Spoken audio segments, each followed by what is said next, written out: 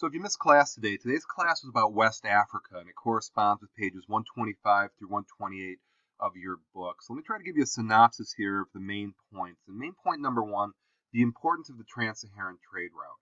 We've learned about the Silk Road. We've learned about the Indian Ocean trade network. This is the West African equivalent. And again, these trade routes, these connections, this cultural diffusion and the outcome caused by cultural diffusions are game changers in the human story. Also, it reinforces this point of the Afro-Eurasian advantage. The world really was Africa, Europe, and Asia in terms of where the action was in the old part of our story. Now, another big point was the camel. And you're saying, really, a camel? Yeah, a camel, because a camel can go for 10 days without water. And this allowed people to get through the Trans-Saharan Trade Network and the Silk Road. Think of it as a parallel, the world of horse and buggy and then the car. Once the car came into play, the whole world changed. This is the old school version of that. Once the camel came into play, the whole world changed and allowed people to go along those trade networks. Now, how big is Africa? Now, one of my biggest pet peeves is when my students call Africa a country. It couldn't be further from the point. Africa is very diverse, very complex, and it's massive. You can almost fit Europe, the US, and China inside of Africa. So Africa is the most diverse, with the most languages spoken and the most variety of any place in the world. So for people to put some big ubiquitous Africa, that's a no-no. Hope you never do such a thing. I hope not. Now, if you go old school here, these are the old kingdoms of Africa. And we learned about Great Zimbabwe here not too long ago, but we're talking about these West African empires. And some of them you can recognize because there's countries in modern times, Mali and Ghana, named after these former kingdoms and empires. But you can see there's this connection here and this interaction that's going on between them at the time. Okay, so let me just give you a quick breakdown of some of the major heavy hitters of these West Africans. So Ghana is probably the first major West African empire, and it had about an 800-year run from 300 to 1100, and we can see rivers being the main artery to trade with people. Okay, might remind you of the ancient Egyptians, but water is hugely important. Civilization grew up along water. Now, the Kingdom of Ghana had a great leader, and you're going to see this time and time again throughout history, unifying people and strengthening people and putting their name on the map, if you will, is because of a great leader. And Ghana was no different. This guy's name was Dinga Cisse, but this leadership is essentially important in establishing your group of people into some prominence. And Ghana really had gold and salt going for it. So with this gold and salt, this was the catalyst of this trans-Saharan trade route network. Now, gold, you get why it's valuable. However, salt at the time, okay, in this very hot area of the world, you needed it to stay hydrated. You needed it to preserve your food before refrigerators. So salt was hugely important. It still is, but even back then it was even more so. Okay, so this gives you an idea of how they were living. Here's a primary source. This is something you might see on a DBQ. The king wears necklaces around his neck and bracelets on his forearm, and he puts on a high cap decorated with gold and wrapped in a turban of fine cotton. He meets people in the domed pavilion around which stand 10 horses covered with gold embroidered materials. And on his right are the sons of the lesser kings of his country, wearing splendid garments and their hair plaited with gold. At the door of the pavilion are dogs of excellent pedigree. Round their necks they wear collars of gold and silver, studded with a number of balls of the same metal.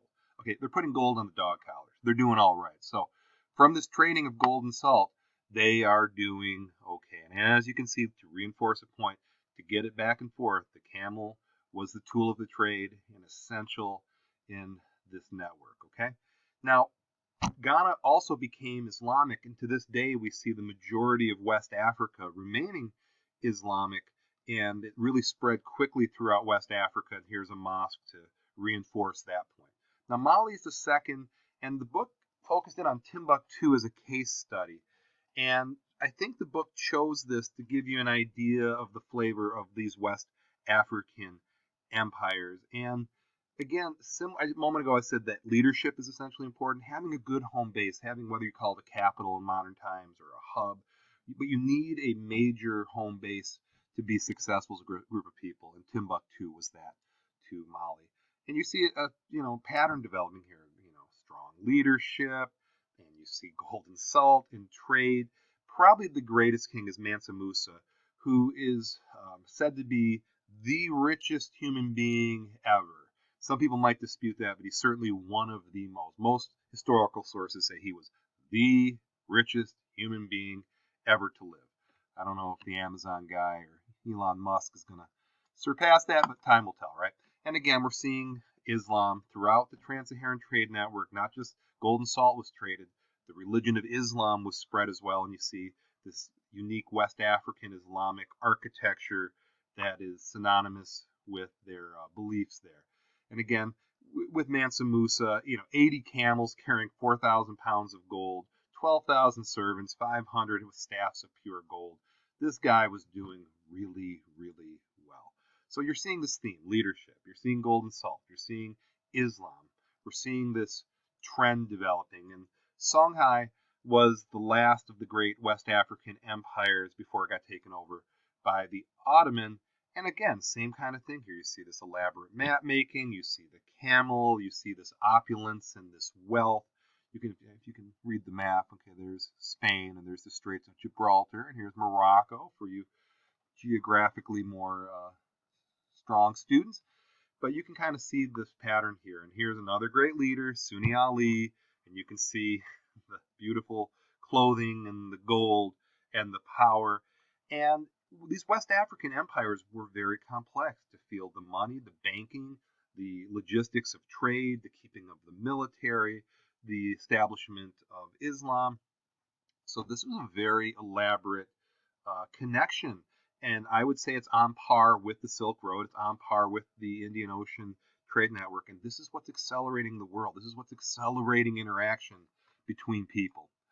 And you can see, okay, blah, blah, blah, more reinforcement of the point. Now, when Sunni Ali died, the leadership wasn't as good by his followers. And that's another theme in history that's very hard to replace a great leader. And the Songhai were one of many that lost a great leader and struggled. But again, you see the same type of architecture of mosques and this kind of thing. So you're getting the general gist of this. And eventually, the Ottoman Empire took this over. So the big points, I'm going to go back to the beginning here. You can read this in your book, okay? And the book does a pretty decent job breaking this down. But the West African Empire is the main points. Trans-Saharan trade route. This thing that connected West Africa and the gold and the salt and the religious beliefs and the ideas and all these things that are passing along this. Okay, so in the world at this time in Afro-Eurasia, we have the Silk Road connecting Rome to China. We have the Indian Ocean trade networks connecting the Indian subcontinent to all over the place in the Indian Ocean. And then in Africa, we have the Trans-Saharan trade route. Would not have been possible without the camel and some big themes. Great leadership, economic wealth, gold and salt, spread of Islam. That's kind of the general flavor of what I hope you got out of your reading. If you miss, or if you're just watching this and you've been in class, that's hopefully the points you got out of class. So thank you for watching.